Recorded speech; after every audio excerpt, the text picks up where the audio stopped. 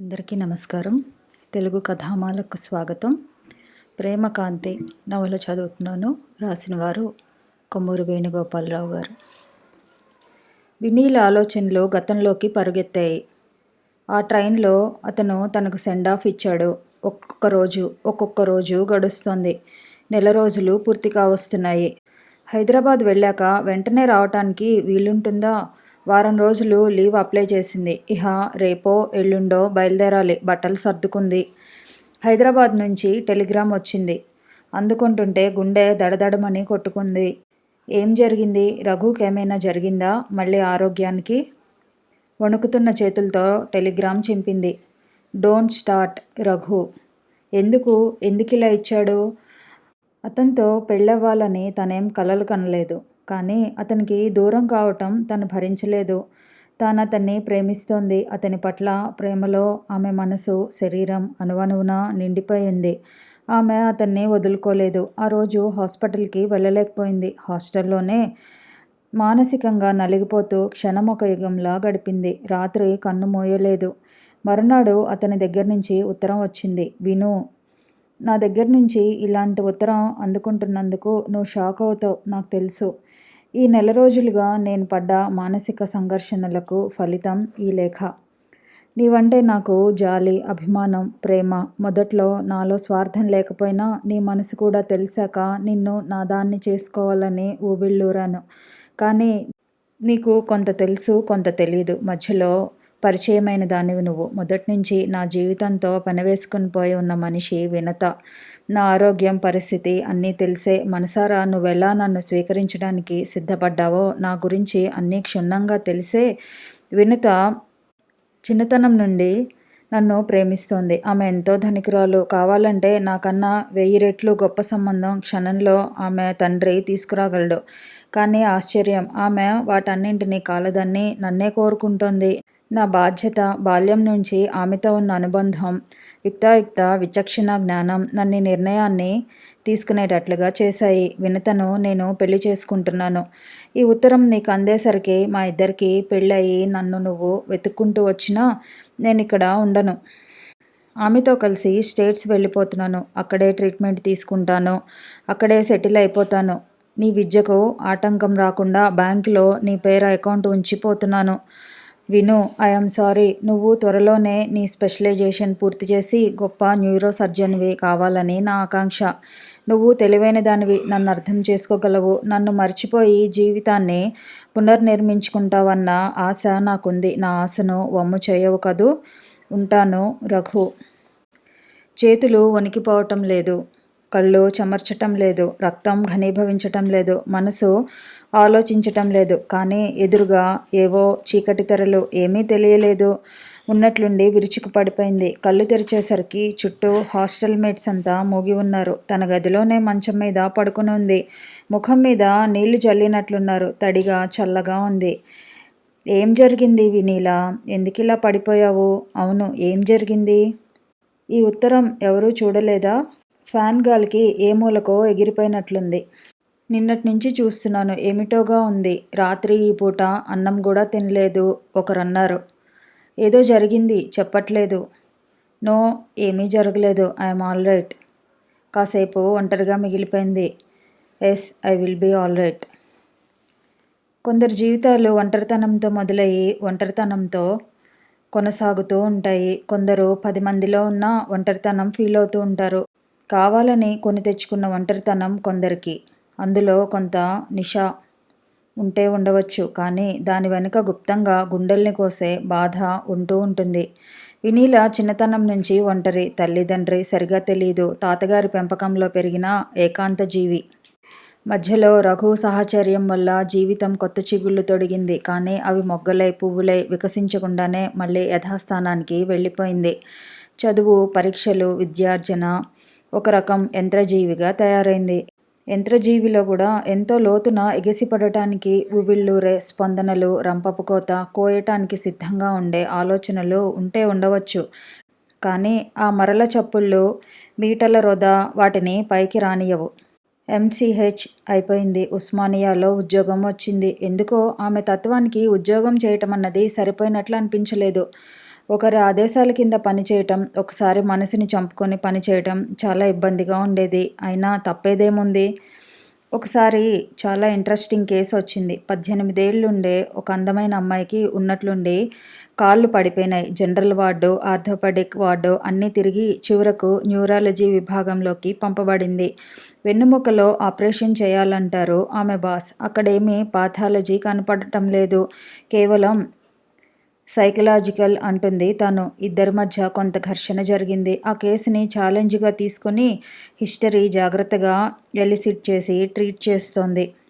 ఓ సాయంత్రం వర్క్ పూర్తి చేసుకుని బయటకు వచ్చింది. మిగతా డాక్టర్లా ఆమె లంచ్ టైం అయిపోగానే ఇంటికి వెళ్ళదు. అసలు ఇల్లంటూ ఏముంది? అక్కడే లంచ్ తీసుకుని సాయంత్రం అయ్యే వరకు కేసులవి మరొకసారి చూసుకుని అప్పుడు వెడుతుంది. హాస్పిటల్ కాంపౌండ్ దాటకుండానే పక్కన చెట్ల దగ్గర తారట్లాడుతున్న ఓ యువకుడు ఆమె దగ్గరకు వచ్చి ఏమండి అని పిలిచాడు. అటు కేసు చూసి ఉలిక్కిపడింది. అతను ఇన్షర్ట్ వేసుకొని ఉన్నాడు. తెల్లగా అమాయకంగా ఉన్నాడు. కళ్ళల్లో పసితనం. ఎందుకు అతను చూసి ఉలిక్కిపడింది? ఆమెకి కారణమేమీ కనిపించలేదు. మీలాంటి పెద్ద డాక్టర్ను ఇలా హాస్పిటల్ బయట నిలబెట్టి అడుగుతున్నందుకు క్షమించండి. నాకు హాస్పిటల్ అంటే ఎలర్జీ, అదోలాంటి భయం కూడా. పద్మకు ఎలా ఉంది? పద్మ ఎవరు? కానీ అంతలోనే గుర్తొచ్చింది. తను ఛాలెంజ్గా తీసుకొని ట్రీట్ చేస్తున్న అమ్మాయి. పద్మకేమవుతారు మీరు? అన్నయ్యని. ఆమె దగ్గర ఎప్పుడు కనబడలేదేం? చెప్పాను కదండి, హాస్పిటల్ వాతావరణం అంటే ఎలర్జీ అని. మా అన్నయ్య అని చెబుతూ ఉంటుంది. మీరేనన్నమాట. తల ఊపాడు. ఆమెకంత చిన్న వయసులో దేనికి పెళ్లి చేశారు? అది మా తల్లిదండ్రులు చేసిన పొరపాటండి. తప్పించడానికి నాకు శక్తి చాలలేదు. ఆమె శరీరంతో పాటు మనసు ఎదగలేదు. ఆమె ఇంకా చిన్నపిల్లననే అనుకుంటోంది. భర్త దగ్గర ఆమె వయసుకు మించిన ఊహకు తెలియని అనుభవాలకి గురైంది. ఆ షాక్లో కాళ్ళు పడిపోయినాయి. అతని కళ్ళల్లో మెరుపు. అయితే అది సైకలాజికలేనంటారా? డిసీజ్ ఏమీ లేదంటారా? నా ఉద్దేశంలో లేదు. నయమవటానికి అవకాశం ఉందంటారా? ఉంది. అయితే తిరిగి ఆమె పరిస్థితికి గురి కాకూడదు. గురి కానివ్వను. ఆ మొగుడుగాడు కనుక దగ్గరికి వస్తే చంపి పారేస్తాను అని ఎడమ చెయ్యి గాల్లోకి ఎత్తాడు. ఆమెకు నవ్వొచ్చింది. అతను లెఫ్ట్ హ్యాండ్ రా. ఆమెకు నవ్వొచ్చింది. నేను నా సాయశక్తిలా ట్రై చేస్తాను అని గేటు దాటి బయటకు వచ్చేసింది.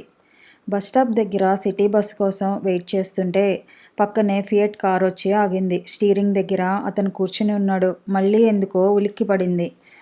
మీకు అభ్యంతరం లేకపోతే రండి, డ్రాప్ చేస్తాను. వద్దులేండి అంది. పర్వాలేదు రండి. కాదనలేక అటు తిరిగి వచ్చి ఫ్రంట్ సీట్లో కూర్చుంది. ఎటు పోనివ్వమంటారు? చెప్పింది. మరో 15 నిమిషాలకు ఆమె ఉంటున్న ఇంటి ముందు కారు ఆగింది. ఆ ఇంట్లో చిన్న పోర్షన్లో ఆమె అద్దుకుంటోంది. కారు దిగబోతూ బాగుండదని మీ పేరేమిటి అని అడిగింది. రవికిషోర్, రీజనల్ మేనేజర్ ఇన్ అని తను పనిచేస్తున్న బ్యాంక్ పేరు చెప్పాడు. ఆ రాత్రి ఆమెకు చాలాసేపు నిద్ర పట్టలేదు. అతన్ని ఎప్పుడో చూసినట్లు అనిపిస్తోంది. ఎందుకలా ఉలిక్కి పడింది? ఆమెకు అర్థం కాలేదు. అప్పటి నుంచి ఆమె హాస్పిటల్ నుంచి బయటికి రావటం, అతను చెట్టు కింద తారట్లాడుతూ ఉండటం, ఆ పద్మకి ఎలా ఉందని అడగటం, కారులో లిఫ్ట్ ఇవ్వటం పరిపాటైపోయింది. పద్మ ఆమె ట్రీట్మెంట్కు రెస్పాన్స్ ఇస్తోంది. డాక్టర్ సుధా ఆమె భర్త ఒకరోజు ఇంటర్నేషనల్ ప్లేయర్స్తో మంచి టెన్నిస్ మ్యాచెస్ ఉన్నాయని బలవంతం చేసి ఆమెను క్లబ్కు తీసుకెళ్లారు. మధ్యాహ్నం 2 గంటలకి మొదలైతే చీకటి పడే వేళకి ఆనాటి టోర్నమెంట్స్ ముగిశాయి. మ్యాచెస్ అన్నీ చాలా ఉత్సాహంగా ఎప్పటికప్పుడు రసపట్టులో సాగాయి.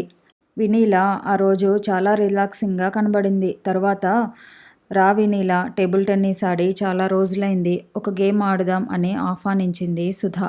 వినీలకు కూడా ఆడాలనిపించింది. పద అని ఆమెతో పాటు మెట్లెక్కి పైకి వెళ్ళింది. సుధా, వినీల గేమ్లో లీనమై ఆడారు. సహజంగా వినీలే గెలిచింది. పక్క నుంచి చప్పట్లు వినబడ్డాయి. తల తిప్పి చూసేసరికి రవికిషోర్. కంగ్రాచ్యులేషన్స్, చాలా బాగా ఆడారు అని అభినందించి if you don't mind 1 game అన్నాడు. వినీల అంగీకరించింది. ఆట మొదలైంది. అతను కూడా చాలా బాగా ఆడుతున్నాడు. సుధతో ఆడినట్లు లేదు. ఆమెలో పట్టుదల పెరిగింది. ఈ మధ్య టచ్ లేకపోవటం వల్ల ఫామ్లో లేని మాట నిజమే. అయినా సర్వశక్తులు కూడా తీసుకుంది. చివరికి 4 పాయింట్ల తేడాతో అతన్ని కొట్టిపారేసింది. మొదట అతని ముఖంలో ఉక్రోషం, కానీ క్రమంగా పెదవుల మీద చిరునవ్వు ఉదయించింది. Congratulations once again. దగ్గరకు వచ్చి షేక్ హ్యాండ్ కోసం అన్నట్లుగా ఎడం చేతిని ముందుకు చాచాడు. క్షణం పాటు సంకోచించింది. మనసులో ఏమో అనుకుని కుడి చేతిని చాచింది. అతను తన పొరపాటును గ్రహించాడు. సారీ అని కుడి చేతిని చాచి ఆమె చేతిలో చేయి కలిపాడు. వినీల డాక్టరే, కానీ ఎందుకో ముఖం ఎర్రబడింది. చేతిని లాక్కోబోయింది. అంత తేలిగ్గా రాలేదు. తల ఎత్తి అతని కళ్ళల్లోకి చూసింది. ముఖంలో అమాయకత్వం, పసితనం. అయినా ఉలిక్కిపడింది. చేతిని వెనక్కి తీసేసుకుంది. నెల రోజులు అయ్యేసరికి పద్మకి పూర్తిగా నడక వచ్చేసింది. ఆమె తల్లిదండ్రి వినీలని మనసారా అభినందించారు. పద్మ భర్త ఎవరో ఇంతవరకు వినీల చూడలేదు. రవికిషోర్ వినీలని తను ఇంటికి టీకి ఆహ్వానించాడు.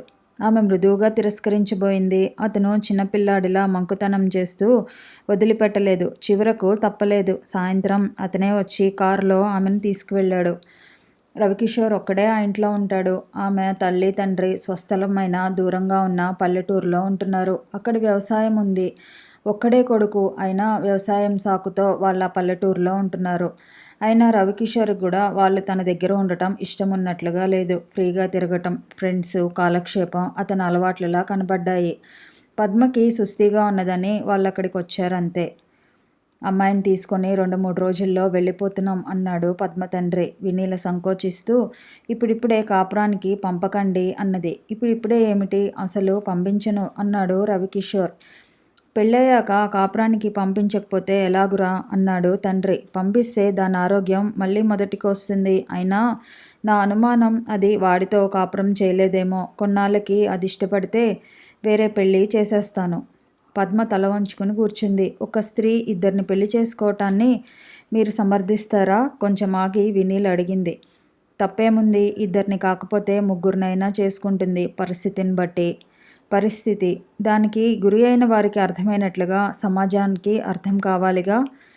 అర్థం చేసుకోకపోతే వచ్చిన నష్టమేమీ లేదు. మనసుని చంపుకొని ఒకటితో నరకం అనుభవించటం కన్నా మనసు తప్పు లేదని ప్రోత్సహిస్తే మరో జీవితం ప్రారంభించటాన్నే నేను అభినందిస్తాను. ఎందుకో ఆ టాపిక్ని అంతకన్నా పెంచటం వినీలకి ఇష్టం లేకపోయింది. టీ త్రాగుతూ మెదలకుండా ఊరుకుంది.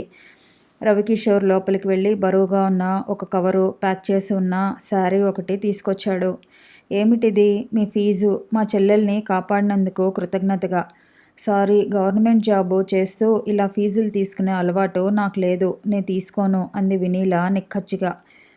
అతనెంతో బతిమలాడాడు. ఆమె అంగీకరించలేదు. పోనీ ఈ చీరైనా తీసుకోండి. ఆమె దానికి సిద్ధపడలేదు. కానీ పెద్దవాళ్ళిద్దరూ బలవంతం చేసేసరికి చివరికి తప్పలేదు. చీకటి పడే వేళకి ఇహ వెడతానని లేచింది. అతను కారులో డ్రాప్ చేశాడు. ఆమె ఇంటి దగ్గరకు చేరాక దిగబోతుంటే 1 minute అని కారులో లైట్ వెలిగించి చేతికి ఏదో అందించాడు. ఏమిటివి అంటూ వినీల నీలిరంగు కవర్ తెరిచి చూసింది. ఫోటోలు తనవే. పద్మతో మాట్లాడుతున్నప్పుడు ఒకటి, ముంగురులు ముఖం మీద పడుతుండగా చేతిలో టీ కప్పుతో ఒకటి. ఎప్పుడు తీశాడు? అంత తొందరగా ఎలా ప్రింట్ అయి వచ్చాయి? చుట్టూ చిన్న మౌంట్ కూడా అంటించి ఉంది. ఆమె మనసులోని ఆలోచన గ్రహించినట్లు అమెరికా నుంచి తెప్పించిన కెమెరా తీసిన 1/2 నిమిషంలో ప్రింట్ అయ్యి ఆటోమేటిక్గా మౌంట్తో సహా బయటకు వచ్చేస్తుంది. చూసారా ఎంత బాగున్నారో అన్నాడు. ఉలిక్కిపడి అతని ముఖంలోకి చూసింది. పెదవుల మీద అమాయకమైన చిరునవ్వు. ఏమి జవాబు చెప్పలేదు. థ్యాంక్స్ అని కిందకి దిగి ఇంట్లోకి వెళ్ళిపోయింది. గదంతా చీకటి. గుండెల మీద రఘు ఫోటో. ఆ గుండెల వెనుక బరువు, మనసంతా అలజడి. కళ్ళ నుంచి చెంపల మీదికి వాలుతున్న ఒక్కొక్క నీటి బిందువు. రఘు, ఎందుకలా పారిపోయావు? అంత కఠినంగా ఎలా మారగలిగావు? నీకోసం దోసిటి పట్టి ప్రపంచంలో ఎవరూ ఇవ్వలేనంత ప్రేమని అందిద్దామనుకున్నానే. చెవుల్లో మృదువుగా ఏదో ధ్వని. You are my everything. ఊరంతా హర్తాల్. ఏ గూండా నాయకున్నో ఎవరో హత్య చేశారట. అందుకని అతని అనుచరుల్లో వికృతమైన సానుభూతి చెలరేగింది. దుకాణాలన్నీ మూసివేశారు. సిటీ బస్సులు లేవు, టాక్సీలు లేవు, ఆటోలు లేవు, ఆఖరికి రిక్షాలు కూడా లేవు. వినీల హాస్పిటల్ నుంచి బయటికి వచ్చి నెమ్మదిగా నడుస్తుంది. పొద్దుట ఎలాగో తిప్పలు పడి ఒక సైకిల్ రిక్షావాడు దయతల్చగా హాస్పిటల్కి వచ్చింది. అప్పుడింత ఉద్రిక్తంగా లేదు వాతావరణం. రాను రాను తీవ్రమైంది. మధ్యాహ్నం అయ్యేసరికి తారాస్థాయికి చేరుకుంది.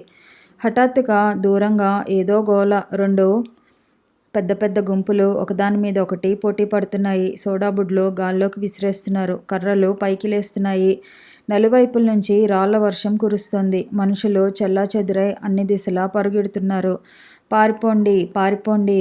కలగాపులగంగా పెద్ద పెట్టున కేకలు. వినీలకి ఏం చేయాలో తోచలేదు. గుండె గబగబా కొట్టుకుంది. ముఖంలోకి రక్తం పొంగుకు వచ్చింది. పరిగెడుతున్న వారెవరో ఆమెను తోసినట్లు బలంగా రాసుకుని ముందుకు పోయారు. తూలి కింద పడబోయి సర్దుకుంది. ఇంతలో ఒక రాయి వచ్చి బలంగా ఆమె నుదుటికి కొట్టుకుంది. తల్లెవరో సరిగా తెలియదు. అయినా అమ్మా అని చిన్నగా అరిచి చేత్తో పాల భాగం మీద అదిమి పట్టుకుంది. కళ్ళ ముందు చీకటి. భూమి గిర్రున తిరుగుతున్నట్లుంది. నేల మీదికి జారిపోతోంది. పక్కనే ఏదో కారాగింది. తలుపు తెరుచుకుంది. మరుక్షణంలో ఆమెను రెక్కపట్టుకుని ఎవరో కింద పడకుండా ఆపారు. ఆమెకప్పటికప్పుడే స్మృతి తప్పింది.